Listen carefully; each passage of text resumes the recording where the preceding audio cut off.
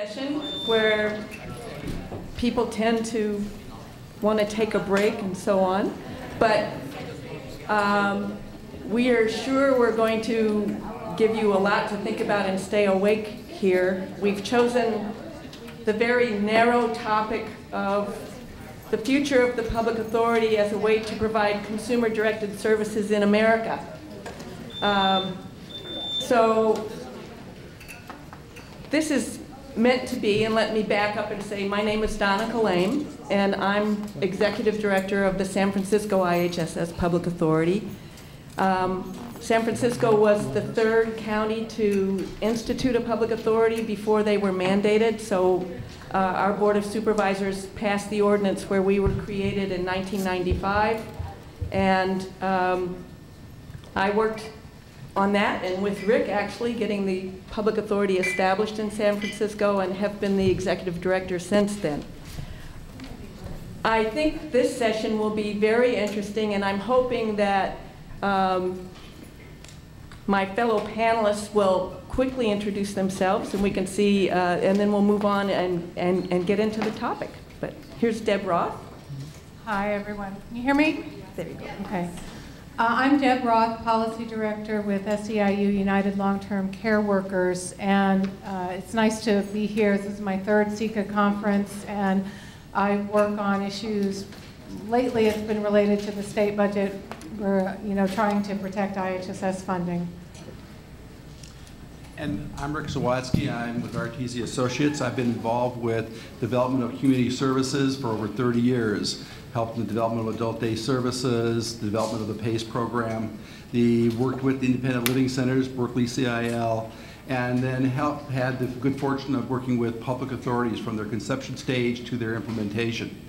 And my background is to help programs develop the services and to refine the services to be able to address the critical needs of the consumers. So folks, this is a very interesting panel, but I think it is a challenging panel because there really are a lot of balls in the air right now around long-term supports and services, and the federal government finally starting to be more serious about paying attention to how our nation is going to support and provide for people who need long-term services and supports.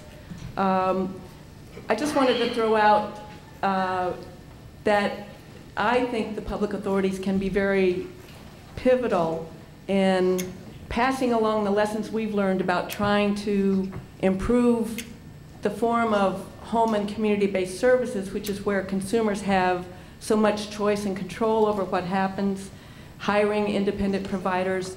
There are a lot of lessons we've learned about how to improve that kind of a program and how important it can be.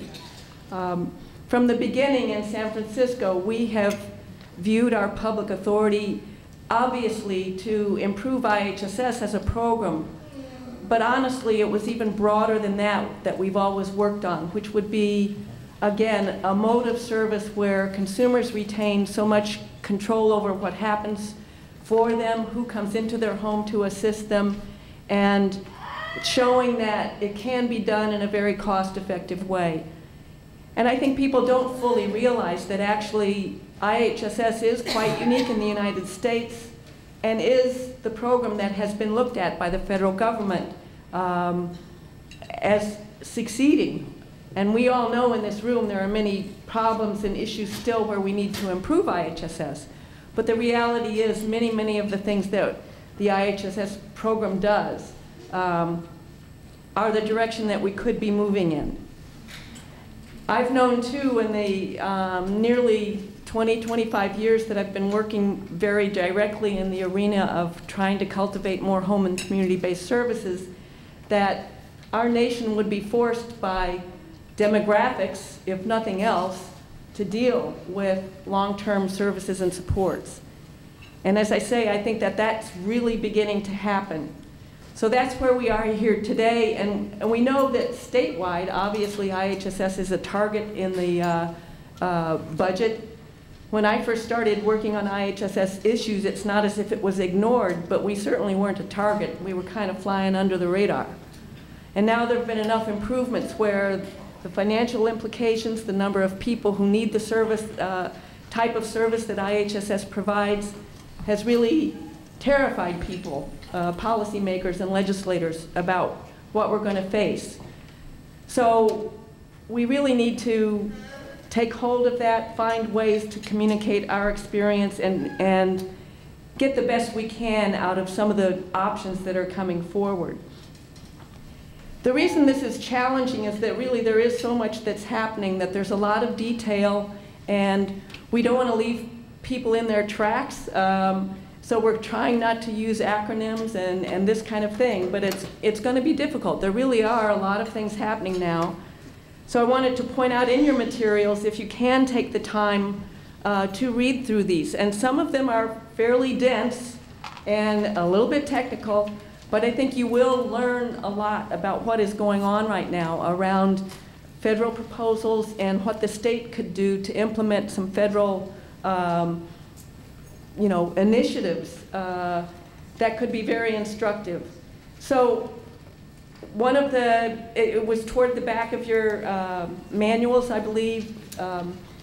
There's a SCAN Foundation brief of several pages.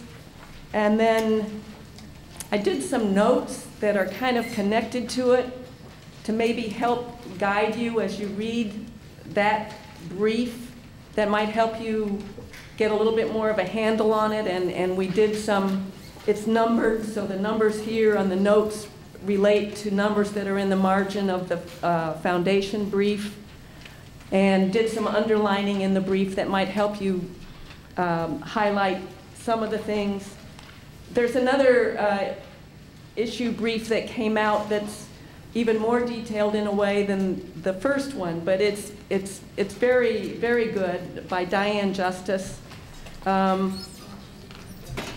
then this article, which I found very interesting, about the unfortunate situation that we're in, where the kind of service that IHSS is, and Olmsted ideas about people with disabilities having a human and civil right to not be put into institutions if they can receive services and assistance and support in the community.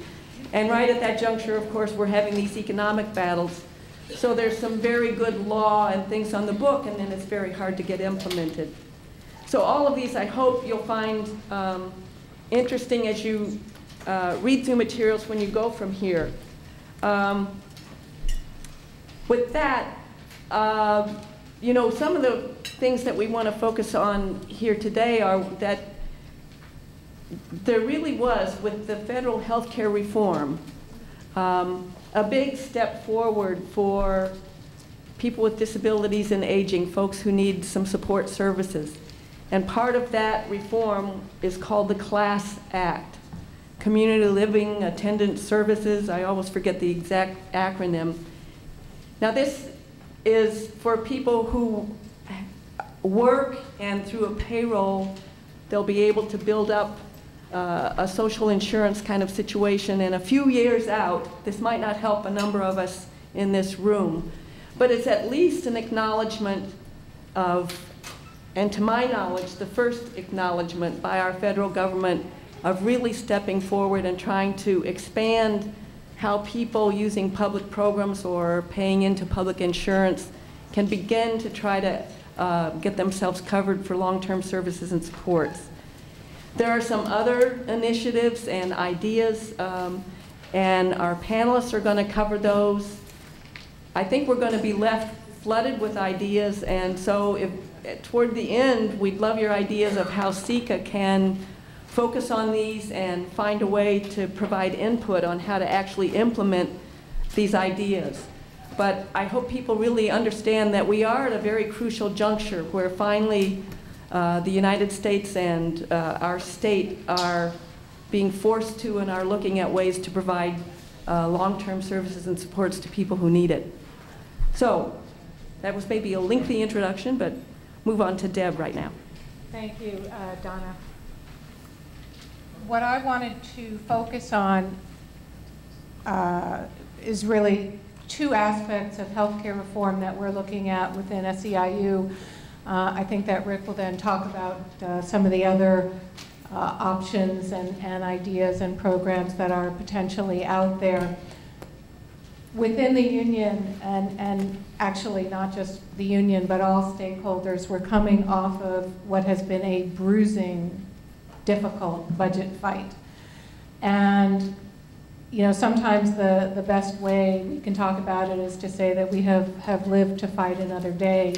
And the IHSS program did suffer a small cut in the budget, but compared to what the governor was proposing in January, which was practically the complete obliteration of the program, a 3.6% cut seems a little more manageable.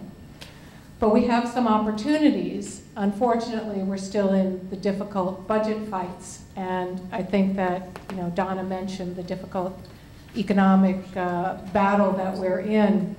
So I think it's really important that we figure out a way to all work together, and that includes the public authorities, in order to maximize our ability, our strength in numbers, and our common ground to put some creative thinking into protecting the budget for IHSS and growing beyond the existing program.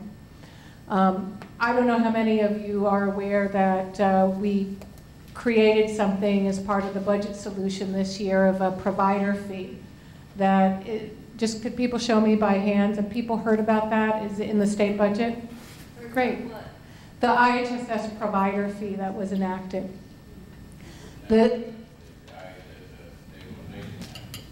Yes, that is correct, actually. That is the proper title of it. And what that is going to do is bring in eventually $190 million per year, which helped to reduce the amount that the state was seeking to cut the program. Now, this type of approach is something that has been done in other healthcare settings, like nursing homes and hospitals, but it hadn't been done in home care. And it required a lot of thinking outside the box. And people said we couldn't do it. And it's true that the federal government hasn't yet approved it, but the point is the state enacted it as legislation, the governor signed it, so we're on the way to getting it approved by the federal government. And that's the important kind of creative thinking that we need to bring to all of these challenges in order to protect funding and move forward. So I want to encourage that kind of collaboration and creativity. And let me just mention a couple of things. Donna talked about the Class Act, and I have it here, what it's, the Community Living Assistance Services and Supports, because I know you said we're not going to use acronyms. The fact of the matter is, the Class Act, it's really peculiar that anything ended up in healthcare reform related to long-term care. I think that a lot of people thought when all of the heavy lifting started that there would be nothing related to long-term care, but there's actually 3 provisions, and ironically enough, or 3 major provisions, I should say. Ironically enough, one of them we don't even qualify for in California because we have so much home and community-based services. So I'm going to mention the other 2. The Class Act was Ted Kennedy's legacy. This is something he's been trying to do for a number of years, and perhaps his passing had something to do with the Class Act making it into the final version. And as Donna mentioned, it is a payroll tax with an opt-out. So it's voluntary, but you have to opt out of it. It will start in the year 2013, money being taken out of people's paychecks. Now, I don't know, I have a hard time figuring out just how this is going to work, because premiums are estimated to be somewhere in the range of $120, $140, $160 a month. You would have to pay into it for 5 years before you would be eligible for collecting anything.